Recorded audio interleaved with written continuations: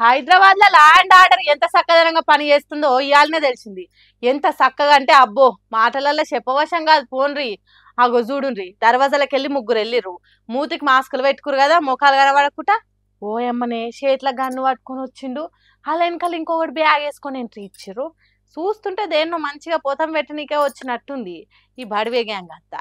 ఇది ఏం దుఃఖమని ఫుటేజ్ అంతా పట్టి పట్టి చూస్తే ఆగో లోపల దర్వాజా ఎంట్రీ కాడ కానొస్తుంది చూడుర్రి, ఖజానా జ్యువెలర్స్ అని. ఆ ఏడనో కాదు, పట్ట పగల అది కూడా నిత్య పబ్లిక్ తోని రోడ్లన్నీ రద్దీగా ఉండే హైదరాబాద్ ఉన్న చందానగర్ బ్రాంచ్ లో అయింది ఈ దొంగతనము. మొత్తం 6గురు కలిసి వచ్చిరట. లోపలకు వచ్చుడుతోనే సీసీ కెమెరాలు కాల్చిరట. ఇక బంగారం ఎత్తుకపోనికి తాళాలు అడిగితే అసిస్టెంట్ మేనేజర్ ఇయ్యకపోయేసరికి పాపమైన కాలు మీద కూడా కాల్చిరట బడివేగాలు.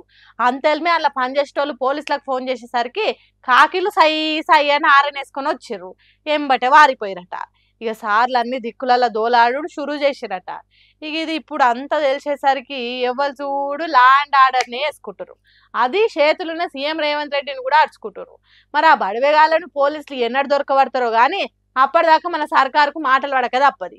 ఏందో ఏమో ఇంత పెద్ద పట్టణంలోనే ఏ బరి తగ్గించి దొంగతనాలు చేస్తారంటే ఇంకా రేపు రేపేసొంటి చేసి పారైతారేమో ఈ అడ్డమైనోళ్ళు.